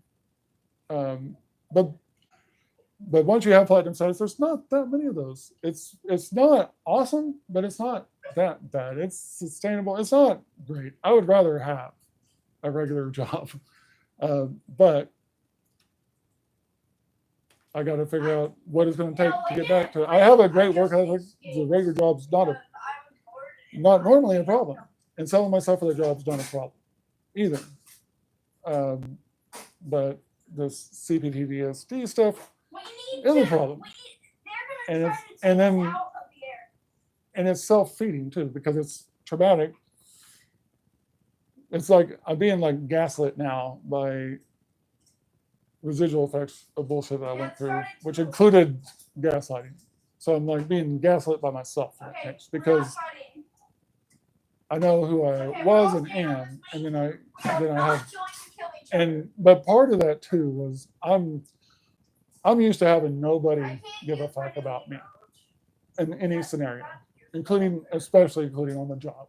So like when I worked at the bus plant, I knew no matter what I was dealing with, no matter who was fucking with me, that wasn't all the case. There's one particular time comes to mind where I was being fucked with to the point that it was not cool, and I was trying to figure out, I was literally having to stop and think, like, what do I do about this? And I knew that, like, if I went to my supervisors about it, if they did anything about, whatever, so be it. They might not. But either way, I already picked up that would be the problem. Because I would be their problem. Like, him bothering me wasn't their problem until I said him bothered me or whatever. And this was, I guess at this point, might as well explain it. So, and I consider this guy a friend overall. I don't know what this particular day was about or whatever, but this particular station we're at, where I'm putting in the back glass, he's putting in the front glass, whatever. The glass was prepped by someone else with the seals and stuff, and it came down on a conveyor belt on top of a piece of plywood. And then we go take the plywood back for the next one or whatever. And for whatever reason this day, rather than him taking it back, he was like throwing it off onto the floor on my side and like forcing me to carry it back. Total bullshit. But what am I going to do about that? How am I going to provide for my family if I get fired for punching the guy in the face? What was that going to solve? So physically handling it, no. I was being punked hardcore, but what could I do about it? And I literally asked myself, what would Jesus do about it? And then the Bible's pretty fucking clear about turning the other cheek. And I didn't want to keep getting punked. And my bigger concern wasn't that moment, even though that sucked. My bigger concern was going forward. Like, what comes next or whatever. But literally nothing came next. I don't know whenever that came to an end or whatever, but literally nothing came next. That guy was a professional slacker. And I'd watch him slide, like it sucked. I'd had to carry his dead weight on many occasions. But I could see how he was working the system, but I'm not that type of person. I would rather just get in a zone, do my job, and go home than spend my time actively trying to dodge work. Now that ended up resulting in a shoulder surgery for me, which again, not a sustainable scenario. I'm lucky I'm not in worse shape than I am. I have to remind myself that I've had the shoulder surgery because you know where it tries to catch me? Swimming. So I don't want to dare challenge myself to any long distance swims in the future because I'm not used to accounting for a shoulder giving out while I'm having to swim. That's pretty fucking scary. And I've seen where it could potentially happen, but I've thankfully not. But I bit off more than I was prepared to chew one time while swimming, and I barely made it to the beach across from the beach I left from. And it seemed like something I could do, but I was the beach on the other side. So the thing is they're swim beaches. They're especially Oklahoma Lake. They're artificial. Like they were. You can't count on that topography being what was there. That was like it could have been scoped. It could have been sculpted to be a beach. The sand was definitely brought in or whatever. And in this case, yeah, like literally the other side from this beach I was at. I don't even know how to guesstimate. How did we get the sky? I'm supposed to be in the How far city. this was, but anyways, the other side was a drop off. Like I don't think it was quite a sheer cliff, but it was a very steep drop. So like I would have been touching. I was probably. Oh, we're going in for a crash landing. Okay, I can do Okay. it. And I Okay, another friend. Okay, I survived. so I know. I survived. I'm gonna say this was 2.5 to 3 football fields across, where the swim beach was on the other side of this cove. What's your favorite I survived location? That's the best I could do from memory, picturing it, trying to put it in perspective. And so, from the swim beach, There's this one Um, like their cabin I'll- burned well, down, for one, there's but, buoys like, that were yeah, probably they're- 50 yards out, like, get to roughly, the like the left, last set of we're just buoys, gonna wait and then at there's that some point. intermediate. But I was probably able to touch 25, between 25 and 50 yards out. It was a ways out before I couldn't touch. On the other side, I couldn't touch anything until I was within like, I think, let me think this through.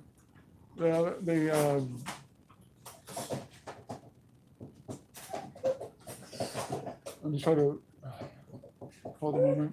Oh my god. Wow. Yes! Okay, do an email. Do an email. It feels a lot safer doing I'm gonna say where I had to like will myself not to panic and not Okay. thinking I could swim. Where I really recognize how, yeah, like I was willing myself not to panic and to keep going, but I I was know. at the point where I was realizing that I realized that willpower was going to meet its match. It was going to be over with real soon. Yeah, I was in danger.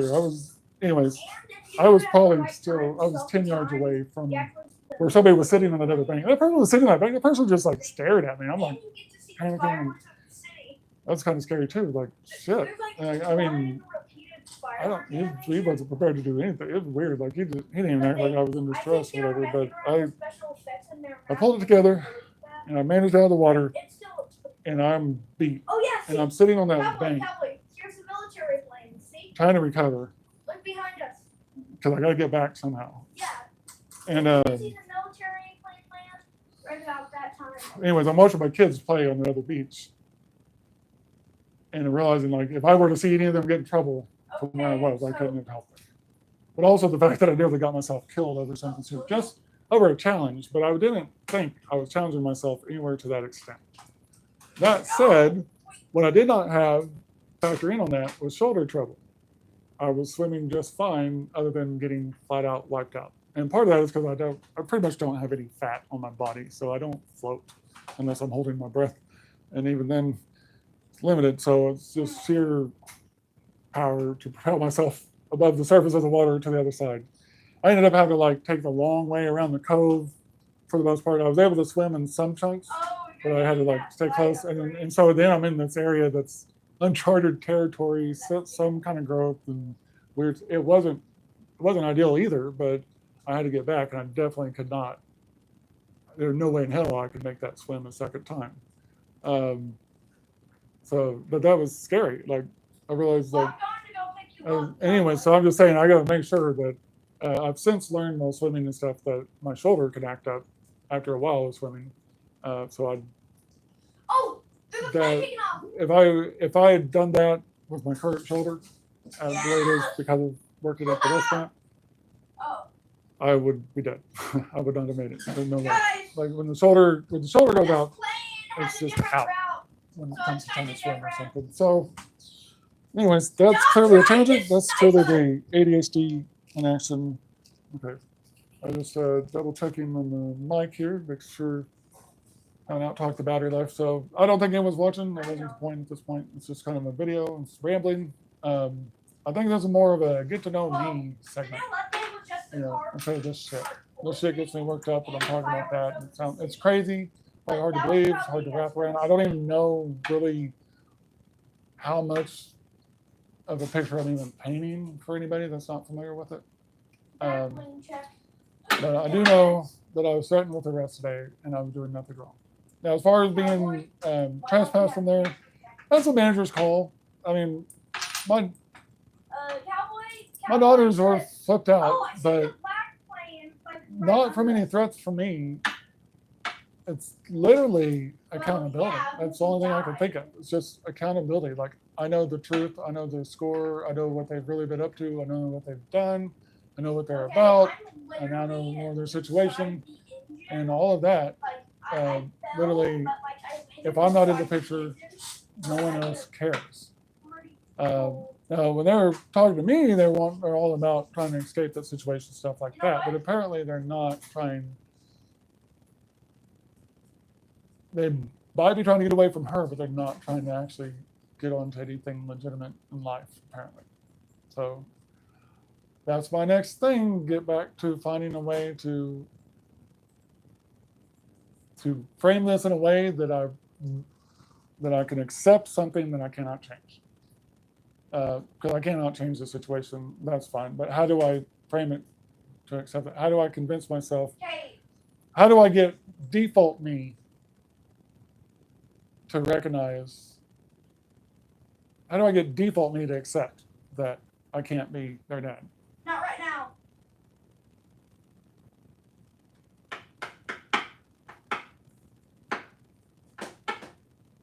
That they're going to be total failures in life, and I can do nothing about it.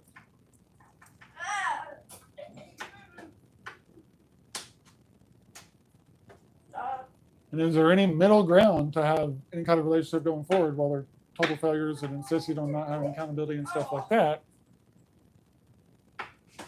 I don't know. There's nothing I know about my kids right now that I want anything to do with for them personally. Like, I don't know. I haven't talked to Ethan. I just know Clinton lied to the cop to try to defend the situation that they're in. So, I mean, he had an opportunity of his wanting help or whatever, that he could have just simply, once again, just simply told the truth and let the truth help. So there's that. Like, I am upset with the Pryor Police doing nothing, the Mays County Sheriff doing nothing, the corrupt courts, the corrupt mayor, then fake counselor, Brendan Cunningham, corrupt judge, corrupt lawyer, the corrupt mystery lady that I don't even know that paid for Trisha's lawyer, and all this bullshit is going on. I'll do it whenever all of it. Inside the military base, they actually replaced But the chapter 3, season 2 one. I'll check what we're doing with that.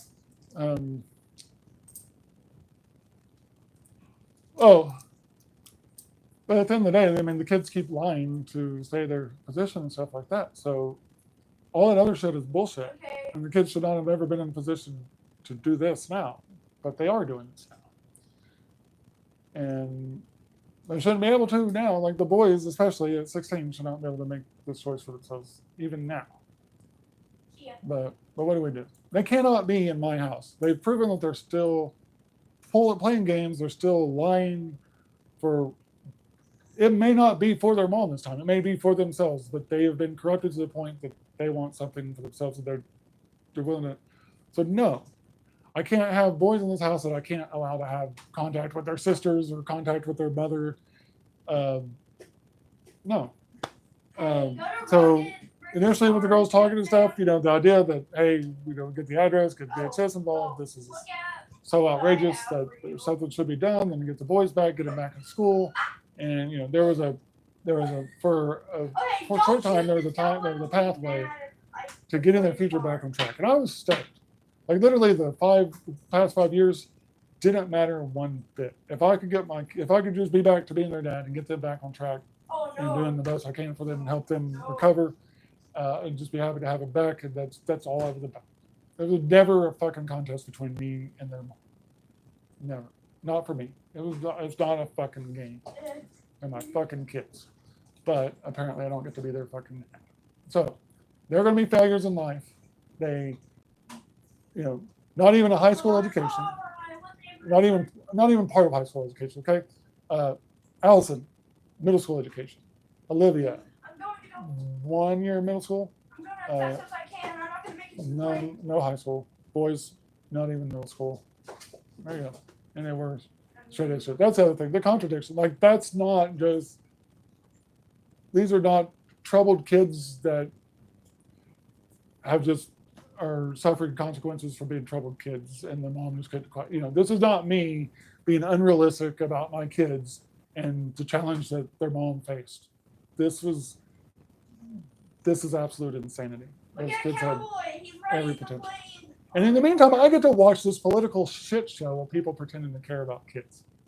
And they don't. Oh, no. They don't. Anybody that's fucking having a culture war and using kids as the excuse, they just hate people. They don't care about kids. Okay? Period. Oh, no. If you are voting if you're a Republican, if you're a MAGA, if you like Trump, if you were to somehow give me some kind of valid, legitimate, factual reason why you support him, you would be the first. And saying he's better for the economy doesn't fucking count. How is he fucking better? Give him the answer. Why are you passionate about that guy? Okay? If you're so passionate, you're so for him, Trump, you gotta fly your flag. If you're that passionate and you're not just a crazy and you're not just a bigot and racist and loving the way that he hates people, then there should be some you should be able to put up a decent argument. I'm not saying you have to win. You don't have to convince me to vote for him. But if you can get to a point that I can respect your choice because you gave me a reason to respect it, you would be the first.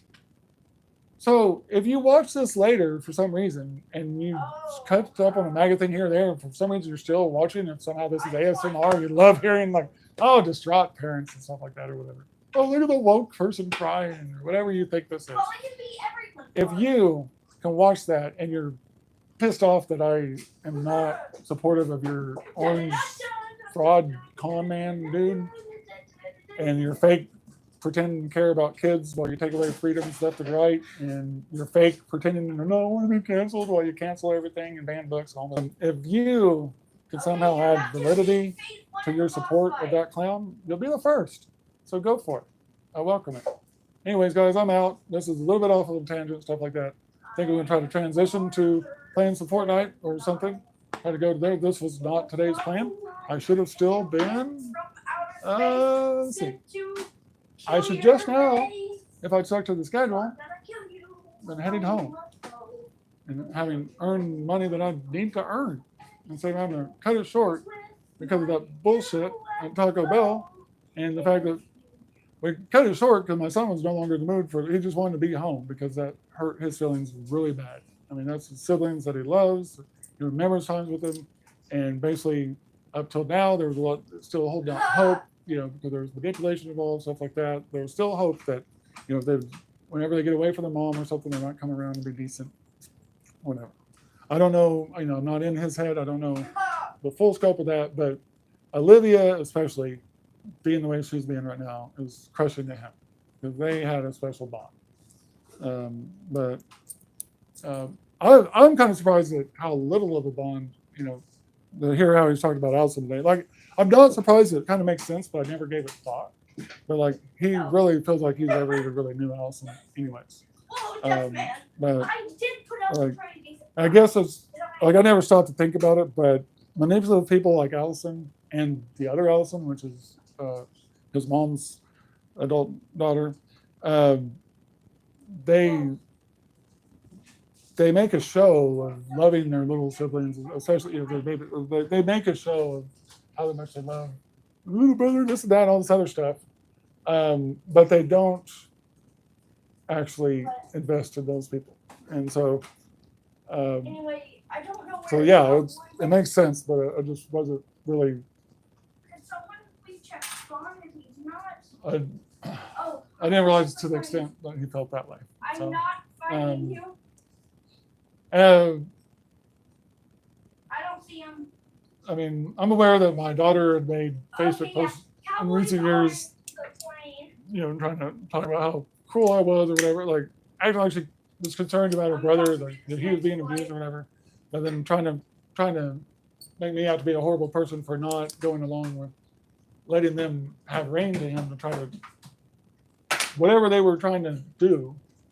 And anyways, she admitted to me, they both did, that when they were making that scene and stuff, by text and stuff, trying to demand and stuff to talk to him, that they didn't have legitimate motives. There was some kind of scheme. And I goes, when we were talking about that on the way home today, I realized like I at that time, there was a potential that at that time, if I would asked them what was the scheme or something, they might have told me what they were trying to do.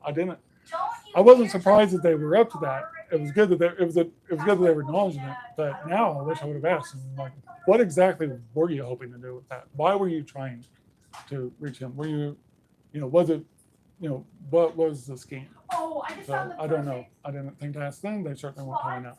But it was there. And again, a lot of what I talk about in this, anything I talk about that I've heard from Allison and Olivia, a lot of it is in text, black and white, but not all of it, because some of it was a phone conversation. And the phone conversation, I was happy to have a conversation with, but I wanted it off the record. I wanted us to just have a free, clear conversation. And then they ended up talking about a lot of stuff that would have been good to have documented, but so I knew what I was doing at that time. I knew there'd be stuff, but the hope was that, this is just the beginning of being reunited, and other stuff come forward as needed. It is. All right, guys, this has been enough for me. Again, I'm not trying to have a whole lot more content related to this. I'm trying to find a spot to check out of it, really. Apparently, I might get a call from DHS. I don't know. I'm not going to hold my breath. I'm not going to hold my breath for anything good to come out of. Anyway, nobody fucking cares, okay? Nobody fucking cares. If somebody fucking cares, they got to prove it. They got to actually do something. I've given them enough information to start doing something. So someone's got to quit making excuses for why they're not the one to do something and actually do something. They have enough information to do something. They keep telling me I didn't do this or that, whatever. They should just shut the fuck up. And somebody needs to do something. They have the information. And if somebody starts to do something, I have more information. I have evidence. This could be slam dunk. But if they just fucking go to the fucking property, if they've got their right address and look around, based on what's been told to me, it's a slam dunk just from fucking going there.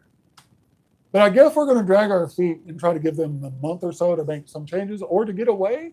Maybe they know, like, hey, is this female cop? Is she somehow related to them? Does she know somebody that they don't think? Or there's a buddy thing? If there's more to that story, why is she acting the way she's acting? Why is she having an agenda against me when I've done nothing but treat her with respect and just simply try to get help for my kids? And then talking to her, it seemed like she understood and could appreciate it. But now when there's actually a possibility to take action, ever since she's had an attitude with me. Once something so when it was going to be hopeless or whatever, sympathetic, stuff like that. Once there's a place for them to actually step in and do something, she's had attitudes with me. She's threatened to arrest me for being at Taco Bell. So fuck her. She'll probably come after me. Whoever hired her is the one that's to blame for her being a Pryor police officer because she is not fit to be an officer. She is arrogant. I don't know what all her issues are, but she doesn't want to do her job for the benefit of the public. I can tell you that. All right, I'm out. Peace. Oh yeah, I can't end it here. I got to end it on the phone. All right. I should still be doing it, or did it freeze? All right, there we go.